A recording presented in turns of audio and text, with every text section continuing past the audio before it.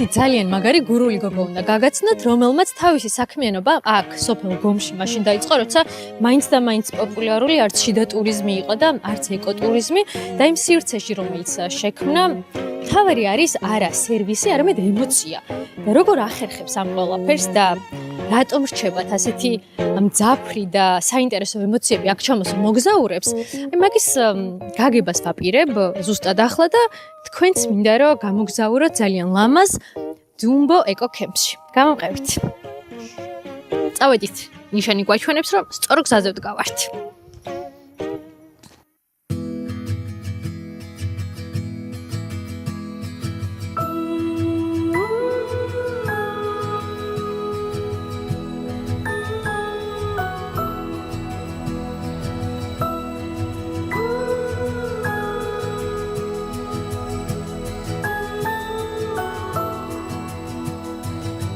მოდი ჯერ მომიყევი, რა ხდებოდა შენ ცხოვრებაში 2020 წლამდე? ანუ ვინ იყავი მანამდე სანამ შეიქმნებოდა დუმბო ეკო-კემპს? 2020 წლამდე ვიყავი ქორწილების ორგანიზატორი იტალიაში. ძალიან ისეთი დატვირთული სეზონი მქონდა. მე ზუსტად საქმიანობიდან გამომდინარე ისე მოხდა, რომ საქართველოში ატარებდნენ ძალიან დიდ ქორწილების ორგანიზატორების ღონისძიებას, ესე ვთქვათ. მოიწვიეს დაახლოებით 100-მდე ქორწილის ორგანიზატორი მთელი მსოფლიოდან და ისე მოხდა, რომ იტალიაში დამიკავშირდნენ ორგანიზატორები და საერთოდ არ იცოდნენ, რომ ქართველი ვიყავი, დამპატიჟეს საქართველოში ღონისძიებაზე და ამ პერიოდში, როდესაც ღონისძიება დასრულდა, ახალი წელიც მივაბი, მართლა ისე გამომივიდა, რომ არ დადებებიც მოვიწყო და დაიწყო კოვიდი. შესაბამისად გადაიდო ყველა ქორწილი, რაც კი 2020-ში დაგეგმილი ვქონდა. და ბედნიერად ჩავრჩი საქართველოში. და ისიც როგორც იქნა ჩამოვედი გურიაში და ჩემი ძალიან ბევრი წლის ოცნება მინდა ვისრულო და მიწაზე რაღაცა ჩემიც შევქმნა და ჩემი გავაკეთო. პატარა წვლილი შევიტანო პატარა სოფლის, რომელსაც ქვია გომი განვითარებაში. ბაბუა ჩემი იყო ამ სოფლიდან. მე ბაბუამ სკოლა 7 წლამდე აქ დაამთავრა და წავიდა თბილისში და იმის შემდეგ უკვე აღარავინ დაბრუნებულა აქ.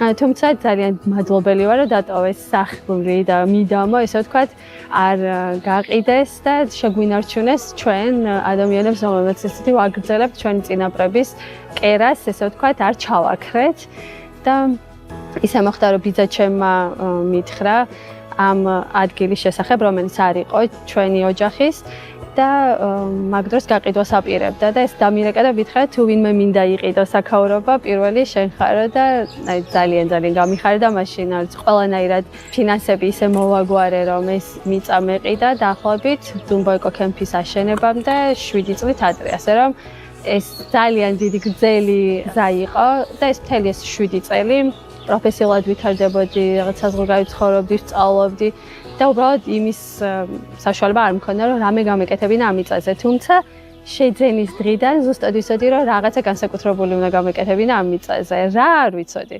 მაგრამ ვიყიდე და ვიცოდი, რომ ის რაღაცა ეს ჩემი გული აქ იქნებოდა ოდესმე.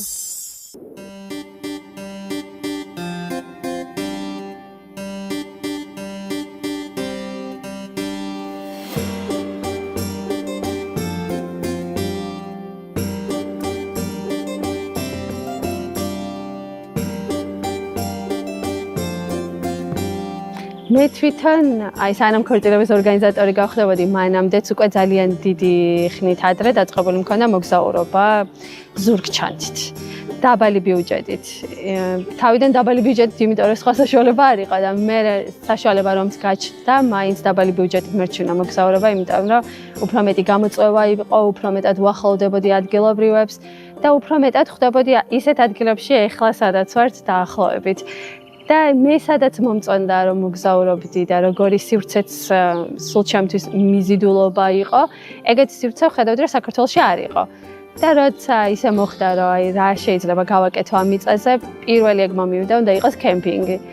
ამ კოტეჯზე სიმართლე გითხრა არ მიფიქრია მანამდე. ვიფიქრე რომ იქნებოდა უბრალოდ კემპინგი და ჩამოვიდნენ უბრალოდ მოგზაურები ზურგჩანთით, მთელი მსოფლიოდან და გურიაში სოფელ გომშთან ტურიზმი მანამდე საერთოდ არ არსებობდა. პირველი ტურისტული ობიექტი ვართ და ტურისტებს შემოვიყვანდი, თან ისეთი ტურისტები მინდოდა რომ ერთი დღით კი არ ჩამოსულიყვნენ, ეცხოვრათ აქ. ეხლა უნდა დავლიოთ ყავა. თავიდან. შუჯო ნუ გამამეორებინე. ორი სამი. ეხლა უნდა დავლიოთ ყავა. და ლიკა მოგვიყვება ამ სამზარეულოს თავარ პრინციპზე, რა სიმსახურება ეს კუნძული აქვს. ესე იგი, გავაკეთეთ პირველ რიგში იდეა იყო, რომ ყოფილიყო სამზარეულოც ადაპტირებული ეწლზე და საერთოდ ეს ბანაკი მშენებლობა რომ დავიწყეთ, ყველაფერი ისე გავთვალეთ, რომ ეწლით ადვილად შემოსულიყო. სველი წერტილები და აბაზანა იყო პირველი და ყველაზე მნიშვნელოვანი. და მერე იყო, რომ ყოფილიყო ისეთი დიდი და თავად კუნძულის ვარიანტი, რომ მაქედანაც ადამიანები ყოფილიყო, ნაქედანაც კომუნიკაცია შემდგარიყო. გაზიარება და სოციალური სივრცე ყოფილიყო ესეც კი.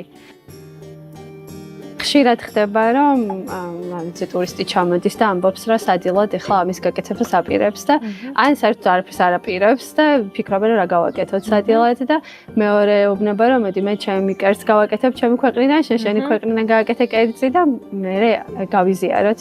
და აქ არის ხოლმე მთელი ამბავი ტრიალებენ, ყველანი ჟრიამულია. მაგიდას რომ გადავხედავ ხოლმე და მე ამ ადამიანებს, ყველა სხვადასხვა ქვეყნიდან ეს კერძებიც, არ ვიცი, ანუ აქ ჩამოდიხარ, რეალურად საქმე მრავალფეროვანი. საქართველოში ხარ, გურიაში ხარ და ამდენი კულტურის ერთად თავმოყრა, ძალიან კარგია ხოლმე. თითოეული ადამიანისთვის ზუსტად მოგზაურიც მაგას ეძებს.